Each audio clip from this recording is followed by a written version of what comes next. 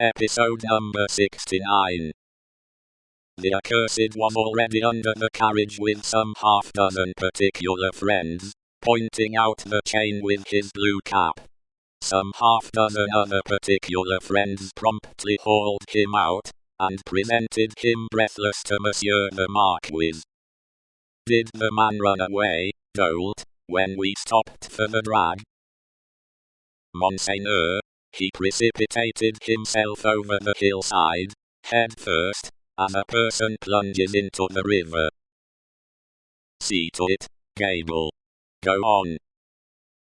The half-dozen, who were peering at the chain, were still among the wheels, like sheep.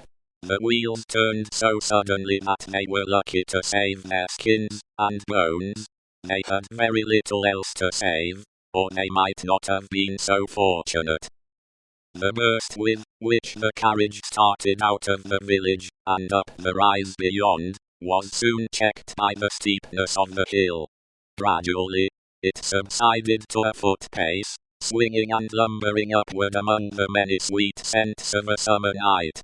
The postilions, with 1,000 gossamer gnats circling about them in lieu of the furies, quietly mended the points to the lashes of their whips. The valet walked by the horses. The courier was audible, trotting on ahead into the dull distance. At the steepest point of the hill there was a little burial ground, with a cross, and a new large figure of our Saviour on it. It was a poor figure in wood, done by some inexperienced rustic carver, but he had studied the figure from the life, his own life, maybe, for it was dreadfully spare, and thin. To this distressful emblem of a great distress that had long been growing worse, and was not at its worst, a woman was kneeling. She turned her head as the carriage came up to her, rose quickly, and presented herself at the carriage door. "It is you, Monseigneur. Monseigneur, a petition." With an exclamation of impatience, but with his unchangeable face, Monseigneur looked out. "How, then? What is it? Always petitions." "Monseigneur, for the love of the great God. My husband, the forester." "What of your husband, the forester? Always the same with you people. He cannot pay something." "He has paid all, Monseigneur. He is dead." "Well, he is quiet. Can I restore him to you?" "Alas, no, Monseigneur.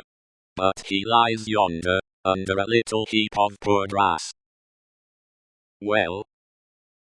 "Monseigneur, there are so many little heaps of poor grass." "Again, well?" She looked an old woman, but was young. Her manner was one of passionate grief.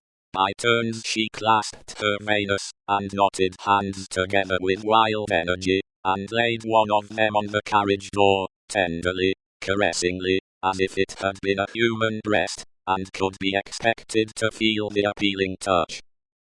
"Monseigneur, hear me. Monseigneur, hear my petition.